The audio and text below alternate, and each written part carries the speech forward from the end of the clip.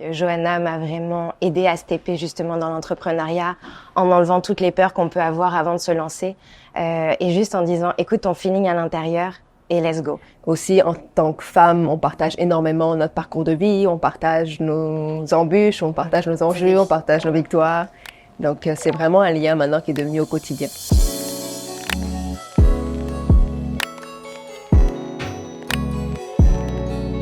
Alors Cookin, c'est une entreprise qui fabrique des biscuits, sans doute les meilleurs de Montréal. Ils sont gourmands, généreux, vraiment de qualité.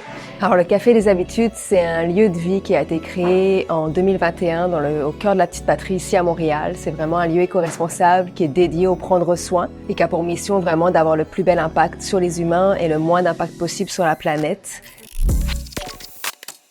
Juste avant d'ouvrir le Café des Habitudes, j'ai contacté Cookin, qui m'a totalement ghosté pour être 100% honnête. Elle était à une période de son entreprise où elle était en pause. 2 ans plus tard, j'ai vu qu'elle relançait sa business. Puis donc, directement, je lui ai écrit qu'on a commencé comme ça, où c'était une simple fournisseur. On a commencé doucement, step by step. J'ai soulevé ton espace de cuisine qui nous permettait aussi d'avoir un lien vraiment au quotidien, en fait. Ouais. C'est devenu ma sous-locataire.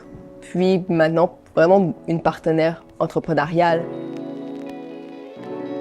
Quand j'ai commencé dans l'entrepreneuriat, je pensais que ça allait être facile justement d'avoir cette liberté de lier et son personnel et le professionnel. Mais en fait, l'enjeu, on n'a pas de cadre. Donc il faut se créer son propre cadre. Et c'est là où moi j'ai du mal à poser mes limites, à accepter aussi que des fois je prenne un pas de recul, un jour off. Moi, ma bête noire, c'est vraiment ma santé mentale. Pouvoir continuer de prendre soin de moi malgré l'essor de l'entreprise et comment vivre en tant que femme en étant ambitieuse mais sans que ça parte sur l'ego, etc.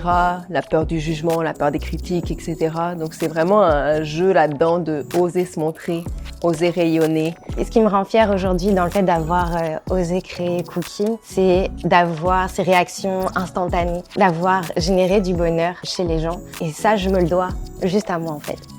Pas quelqu'un d'autre. C'est mon travail qui a permis d'avoir toutes ces émotions en face de moi. Ce qui me rend vraiment fière comme entrepreneur, c'est la communauté qu'on a créée ici. C'est vraiment l'impact qu'on a réel sur les humains ici, sur tout le quartier, sur la ville, parfois même des gens qui viennent de plus loin. Dans ces moments-là, je suis vraiment fière d'avoir osé croire juste en mon rêve et de créer un lieu 100% aligné avec mes valeurs.